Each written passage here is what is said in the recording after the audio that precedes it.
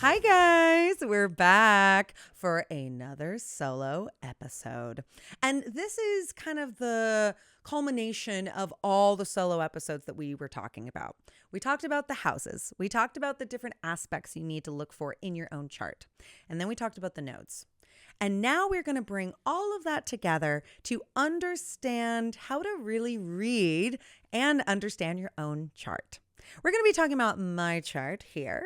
Some of you that are listening probably know a little bit about my chart. Some of you may know nothing about my chart. But it's fun to bring in all these different elements that we just talked about to understand your own chart, because understanding your own chart helps you understand yourself. And if you understand yourself and different parts of yourself that maybe were a little confusing before, that can make a difference in how you are evolving in the world. So that's why I love to look at my own chart, to look at other people's charts and help them understand how you are evolving in the world. So previously on the last episode, or the first episode that we were working on, essentially we were talking about the houses. So the houses are all set up based on your rising sign. Make sure you get that birth time. For me, I do have my birth time, luckily, April 25th, 1990 at 1:03 p.m. So the first thing I want to look at is, let's look at my rising right there. Beautiful in all of its glory. It's that Leo rising right there. It's at 12 degrees. That's what those numbers mean, by the way. If you ever look at a chart and you're like, what do all these numbers mean? It means that's the level of degree that like my rising is at 12 degrees. So that is the specific number that it is at. That is where it was at in the sky when I was born, is that specific number.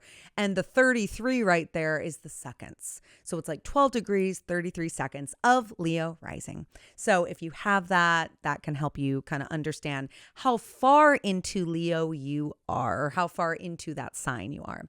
So first I'm going to look at my rising. Great, Leo rising. Love that. Now let's talk about what is the sign that rules your rising sign, okay? Because that's going to really show up as like, what is an important part of your chart? For me, being a Leo rising, the sun rules Leo. So I'm instantly going to go and look up at that sun and see, where is my sun and what sign is it in?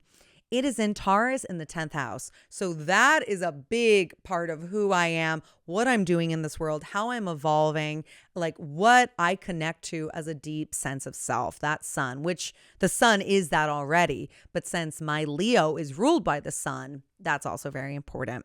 After you look at that, it's natural to want to look at just your sun, moon. Those are your first real, like dominant, like planets most intimate to you and who you are. Your sun being your, again, the big sense of self of who you are.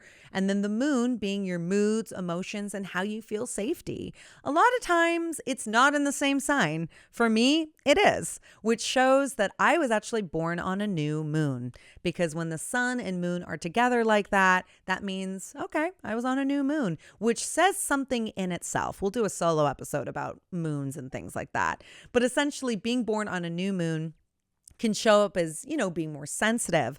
Having that sun moon conjunction, not quite exact conjunction, but being close together like that can really show up as sometimes it's hard to understand your feelings. So if you have something similar in your own chart, really look at that sun moon placement. Because again, if you have it opposite each other, like if you were born on a full moon and you have the sun and moon opposing each other, that can show up very differently, as that your emotions are more open, they're more expressed. It's like there's a big light, the sun is lighting a big flashlight on your moods and emotions, and so they can come up more easily.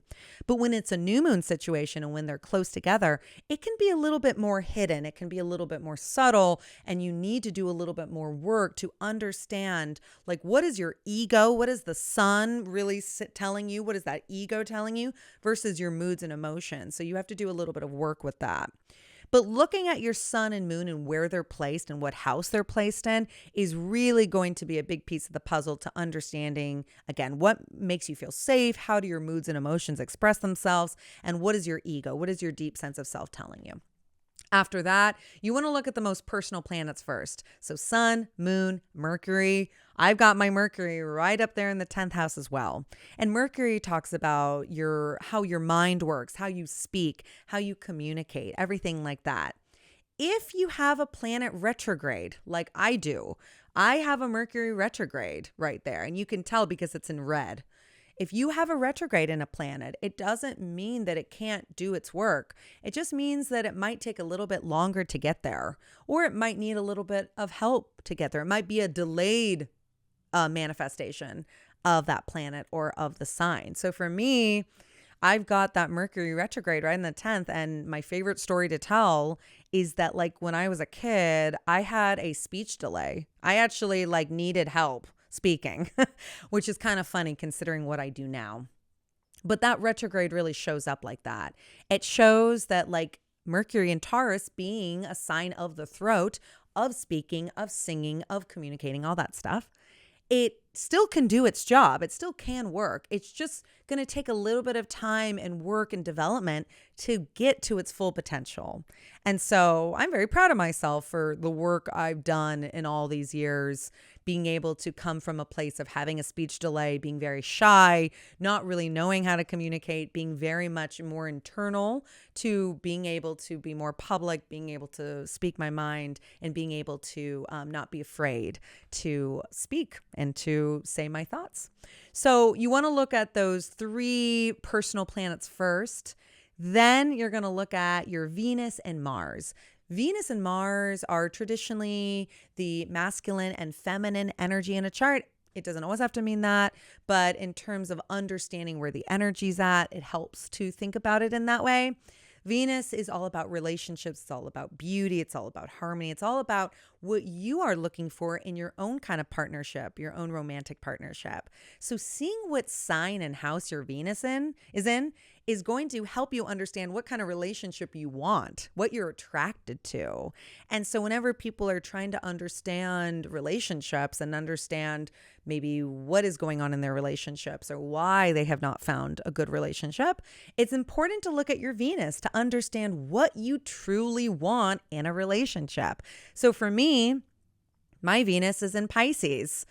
Well, if you listen to the Mermaids episode, you will get a real sense of Piscean energy. We talk a lot about that with Candace's chart. And I have something similar because my Venus in Pisces is very dreamy. It's very romantic. It's very idealistic. Sometimes it can be a little unrealistic. And also having that in the 8th house means that, like we talked about in the house solo episode, when you're looking at like the landlord of the house, meaning like for me, yes, Pisces is ruling that house, but it is the Scorpio house. So for me, relationships have to come down to a scorpionic level at a certain point. It needs to be deep. It needs to be intimate. It needs to be real. There's no BS. I need to make sure me and my partner are getting on a really deep, intense level to really understand each other. That's just something that I need in my relationships. So it's important to look at the planet, it's important to look at the sign it's in, and it's important to look at the house it's in. So again, with Venus, it's all about relationships, and see where you have your Venus and where that's at to really understand what kind of relationship you want. Mars is also a planet that talks about relationships, but it's also more about your energy force and like sexual force. So there's like what you want in a relationship and then maybe what you want sexually. And that can be different sometimes. And so again, I have it in Pisces. So again, for me, it's very dreamy, it's very mystical, it's very like romantic, all those things. And those 2 planets also help tap into a more intuitive headspace, which gives me a nice little, it gives some water to balance out the earth. And it's really great to look at in your own chart. What are the elements that you have? What are the dominant elements? Do you have an imbalance? Do your planets have kind of a balance of different elements? Like for me, I'm mostly earth and water. So what I'm looking towards is finding a life where I can harness more air energy, which guess what? My North Node is in Aquarius, in Libra, both air. So you can see a lot of times like there's connections that you make in your own chart where you're like, that makes a lot of sense. Like I need to find more balance in that. And that's what the North Node is all about, harnessing more of that energy in. So that's pretty cool. So as you go to the more outer planets, again, like these are outer planets. So they're going to be more similar with your generation. They don't move as fast. So you might see similarities with people you might see similarities within a couple years of, with people that you meet and things like that. But especially Jupiter and Saturn are really great to look at because Jupiter, again, it's in the middle. It's kind of personal. It's kind of also more on a collective level, but it is really great to look at because Jupiter is all about, it's like the fun uncle. He's like, where can I shower you in some gifts? Where can I help you out? And so wherever you have Jupiter is going to be a place of abundance, joy, luck, and ease, which is great. Like, we all want that, we all want to find a place in our life that's like, oh, we don't have to work so hard. And so for me, that's the 11th house. That's my friend group. That's my communities. That's my collective groups of people that I know.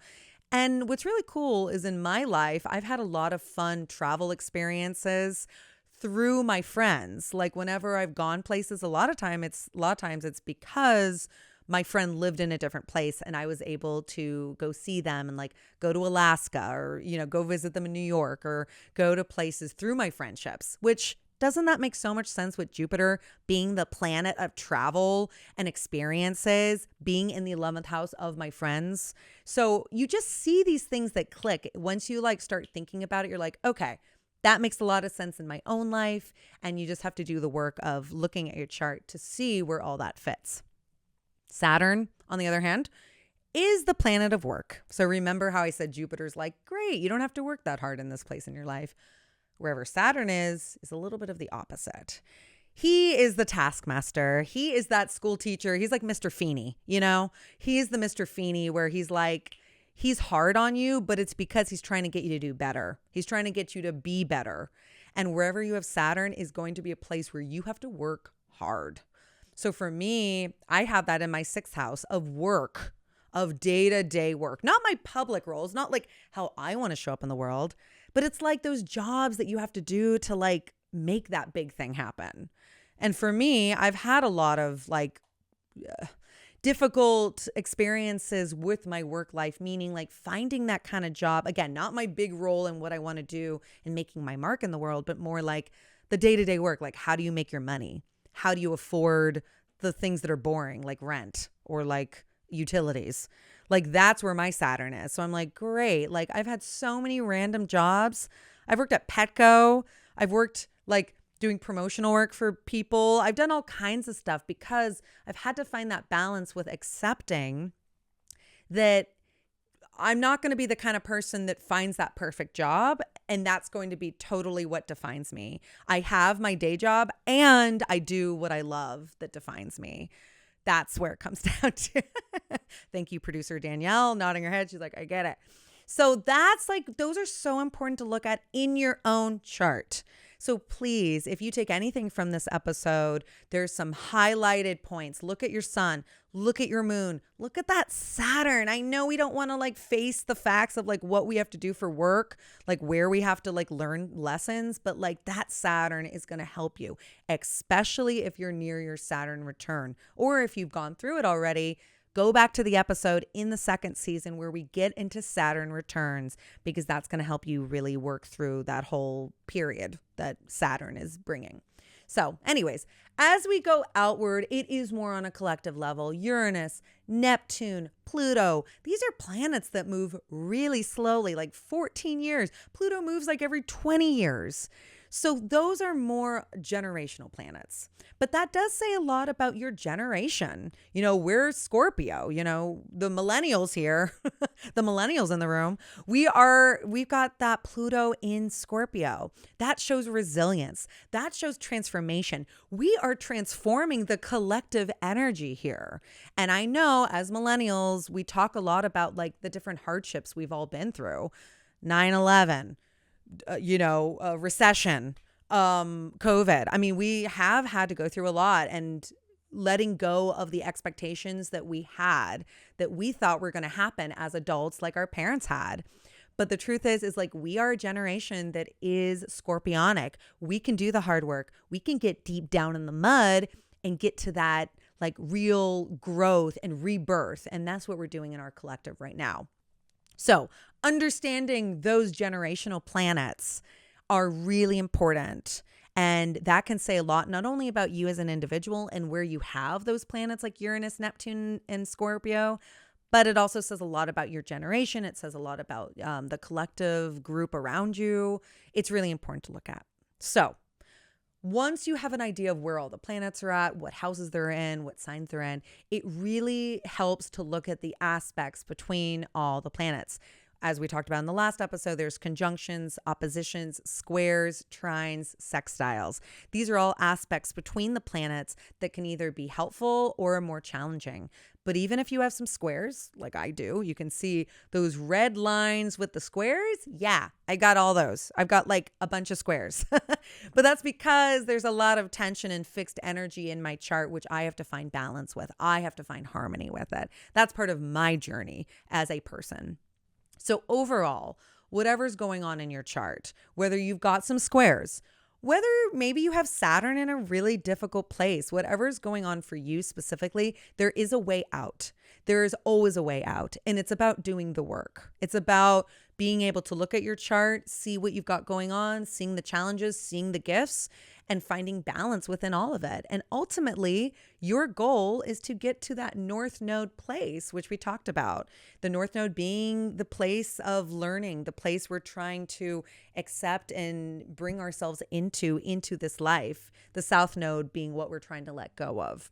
So if you're able to implement all these things, look at your own chart and see how all that pieces together, then you're able to understand yourself and understand the work that you have to do in this lifetime to feel fulfilled, find purpose, and be able to really understand yourself and understand how you work on an individual level.